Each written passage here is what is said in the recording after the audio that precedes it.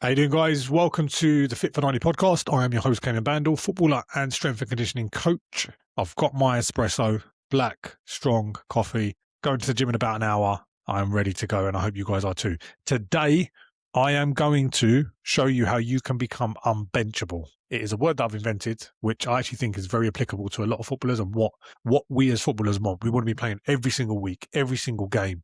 We want to be playing 40 plus games per season if you include like league games, cup games, things like that. Some of you playing Saturdays and Sundays. You're going to be playing potentially 60 games in a season, 65 games in a season. So how do we become unbenchable? Well, I've got something very, very special around the corner. And within this new 6-week system, which is around the corner, there's 4 physical phases that every single footballer needs to have an understanding of how to train, of what it does to the body, of how by going through each of those phases and training like a specific way in the gym, how that impacts their performance. And it's something they're missing right now. It's the reason why I put it together.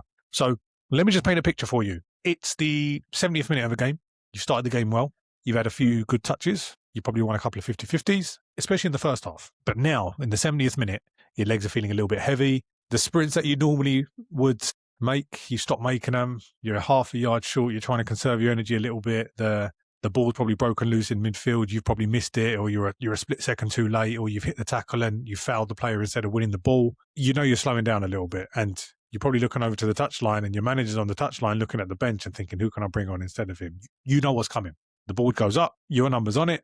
You sit down on the bench thinking, Jesus Christ, man, I need to get fitter. Unfortunately, it's not fitness that you need. Whilst conditioning plays a part in this, it's not the reason why you're getting subbed off. It's not the reason why you can't last for a full 90 minutes. You're fading because you can't reproduce explosive force for 90 minutes. And that is why I've built the Force Blueprint, the 6-week system, which I'm speaking about. Now, a lot of non-league players, the way that I see them train it's really weird, to be honest with you. I mean, a lot of them would just do kind of random sessions throughout the week. Like a lot of them are still training like bodybuilders. So we see like chest and triceps, chest and arms. Sometimes we see maybe a leg day, maybe at the start of the week, but the leg day does not support football performance. It's purely focused on the quad pump and seeing how much they can squat. Then suddenly there's like, one of their mates sends them an Instagram workout or a TikTok video and say, oh, let's try this. So then they copy that and they're doing a whole session of plyometrics, which I would not recommend doing. It's very sporadic. It's very random.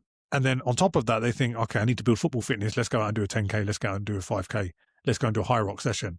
They'll do a lot of long, slow running. You do a lot of 5K runs. You do a lot of endless kind of conditioning circuits. Football's not necessarily an endurance sport. Football is a series of repeated explosive actions in which you need to accelerate, you need to decelerate, you need to sprint, you need to change direction, you've got to jump, you've got to tackle. Every single one of those actions requires force. And when your ability to produce force drops, your performance drops. And that's when you start to lose 50-50s. That's when you start to lose foot races. That's when you start to feel a little bit heavy legged. You lose that little bit of sharpness that you might have had in the first half. So instead of doing all this random training, all these random TikTok videos, all these random plyometrics, it's a system that's needed to build your force progressively. And that's what the Force Blueprint does. It's a progressive system that meets you where you're at and then takes you on that journey over 6 weeks to help you to, number one, get a good result, but also to understand the different principles of training that you're not training at the moment. There's 4 physical phases to this. Okay. Phase 1 is we build the brakes. So this is where we focus on what we call eccentric strength. So before you can move explosively, you need to be able to control and absorb force. That is eccentric strength. Quite simply, it's your body's ability to absorb force when you're slowing down.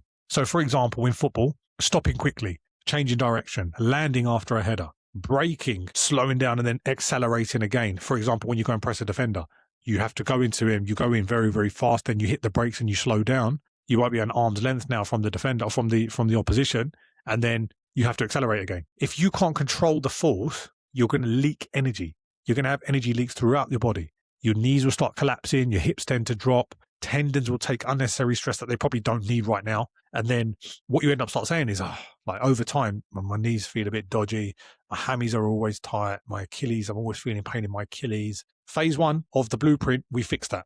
So in the gym, what does this look like? It looks like controlled tempo lifts. We do a lot of slow eccentric lowering.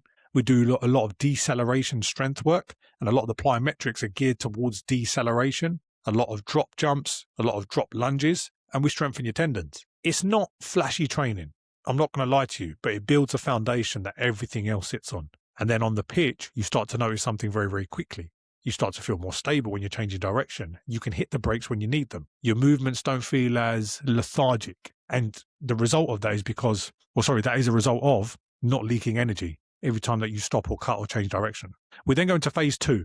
So phase 1 is eccentric strength. We build the brakes. Phase 2 is we power up. We focus on what we call strength speed. So once the brakes are built, now we can start to build the engine a bit more. Think of it like building out a car. Now, strength speed basically means producing more force faster. We've taken that strength that you've started to develop in phase 1, and now we're going to teach your body to apply it at speed, explosively.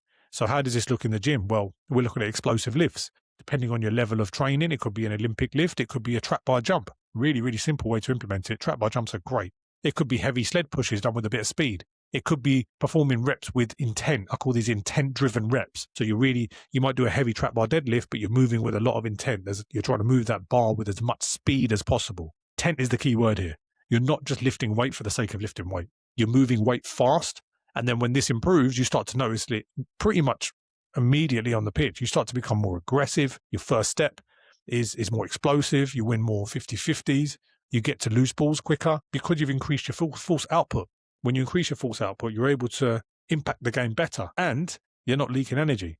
So you take that eccentric strength you've built and then we develop it into strength speed. Phase 3 is what I like to call flight mode, reactive strength, plyometrics. This is where you start to build elastic power. This is, in simple terms, is reactive strength. How quickly your body can now absorb the force and then bounce back and produce that force instantaneously. We're talking milliseconds. So think of it like you're developing the springs in your legs. The quicker that spring loads and unloads, the faster you move. And on a football pitch, this shows up as a quicker reaction. It's a faster ground contact time. It's faster sprint speeds. It's higher jumps. It's sharper change of direction. This is where we start to implement plyometrics in phase 3. Real kind of fast plyos where we're focusing on what we call the stretch shortening cycle. These aren't box jumps that you see on Instagram. These aren't all these random drills you're seeing on TikTok. We're talking about having controlled landing mechanics, which we've already developed in phases 1 and 2. We then look at doing more bounding, more pogos, more stiffness work, so working on your tendon stiffness, and actually having progressions to the plyometrics over the next kind of 2 phases. But the thing we see a lot with players who have gone through these phases in the past is they say, I feel a lot lighter on my feet because the body is becoming more elastic. You're becoming more efficient in your movement. You don't require as much energy to produce the same amount of force because your tendons are stiffer and your body's more elastic. That's what phase 3 does for you. And phase 4 is where we unlock everything and it starts to come together. And I call this the fast lane. Phase 4 is the fast lane where we focus on max velocity. This is where we focus on top end speed. Throughout phases 1, 2, and 3, you would have focused a lot on acceleration. That's a key part to this, which I've not actually mentioned, is whilst we're working in the gym, we're also working outside of that to develop sprint mechanics, acceleration mechanics, first step mechanics. We would have worked on that right the way up until phase 4. And in phase 4, we then take it to the next level by focusing on top speed. Now, this is often an area where players are completely untrained. They sprint when they're playing football, but they don't actually ever go out and train their max velocity mechanics. They don't actually hit top end speed often enough throughout the week to actually make the progressions in their speed. So this phase focuses on stride efficiency. We focus on sprint mechanics. We focus on trying to stay relaxed at top speed and force application at high velocity. Sprinting fast doesn't come from just trying harder, trying to sprint harder. It's about moving more efficiently. You can train it. Speed is a skill. I say it time and time again to players. It's a skill that can be learned. I don't care how quick you were 10 years ago or what your genetics say. Yes, this plays a little bit of a part, but it's a skill that can be learned. You can 100% get faster than you are right now if you learn that skill. It's just like learning to receive the ball on a half turn or learning how to shoot or strike a ball when you were younger. Speed is a skill that gets put to the side, but it can be learned. And when players improve their speed, you see huge changes in games. Your box-to-box runs, they become quicker. Your breakaway runs become faster. Your recovery sprints, getting back in, becomes easier. And late in games, you still have the speed to do it. Everyone else is fading around you. You can keep sprinting. That is phase 4. In terms of the weekly structure, within this Force Blueprint, I'm opening the doors to it next week at the time of recording this. I'm opening the doors on Monday, the 16th of March. This is built specifically for non-league players. And the reason why I've done it for non-league players is because I know that you've got work, you've got travel, you've got training, you've got matches, you've got social life, you've got family life. I get it. I've got it as well. So the structure is very, very simple. Every week for 6 weeks, we're going to hit 2 gym sessions a week to build the physical qualities from that specific phase that we're going through. And there's going to be 1 pitch session. And all of that is going to transfer from the gym to the pitch, from the pitch to the actual game day. On top of that, there's recovery protocols, there's fueling strategies, and what I call the minimum viable lift framework, which means if you've got 2 games a week, you can still get maximum performance improvement with the minimum amount of work. You don't need to live in the gym. You just need to do the right work. And I'm on a mission to make sure that every single player who comes on board to the Force Blueprint understands this. Now, one thing that players never do is they don't track their physical development. And the first thing we do in the Force Blueprint is we test your power and your strength and your speed, your broad jump, your sprint times. And we also look at your mechanics through video demonstrations as well. Why?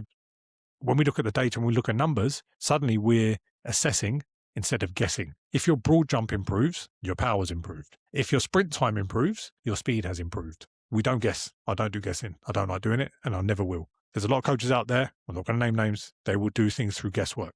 We don't do that. You can see the progress, I can see the progress through the numbers that we track. So, I'm going to have a sip of my coffee because it's getting cold. That is a strong coffee, man. Let's go back to where we started.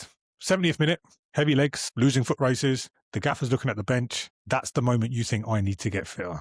The solution is actually this. You need to become a player who can produce explosive force again and again and again and again and again across 90 minutes. And that's exactly what our 6-week Force Blueprint is designed to do. The goal is not just to get fitter. It's to make you unbenchable, to make you more robust, to make you stronger, to make you more explosive. If you want to see exactly how this system looks and how it works, you can either join the Force Blueprint priority list. At the time of recording this, you need to join this within the next kind of 24 to 48 hours using the link somewhere around this video, or DM me Blueprint on Instagram or TikTok at coach_Cayman, and I will send you the details and we can get you confirmed and locked in. I hope you guys took a lot from this. Remember, you do not need to be fitter. I'm on a mission this year to really help players understand that running more is not necessarily the answer. It's about looking at all the different pieces of the performance puzzle and bringing it together into one to help you to perform better, but also doing it in a way where we educate you so you understand what you're doing and you get to take this knowledge away for life. Because once you learn to train for performance once properly, you know it for life. When you understand the principles, you understand the why behind what you're doing, you understand how to do it when you step into a busy gym, or how to make adaptations, how to make tweaks, how to go out onto a pitch and actually train speed and acceleration and change of direction and aerobic capacity and all the fun stuff. If we can teach you that, I've done a good job and it leaves you in a better position. I'll see you guys on the next episode. If you want to get involved in the Force Blueprint, click around this link somewhere, get yourself on a priority list, or DM me Blueprint on Instagram or TikTok at coach_Cayman. If you enjoyed this episode or you know a teammate who could probably benefit from this, like, share and subscribe. I would appreciate it very, very much. Take care.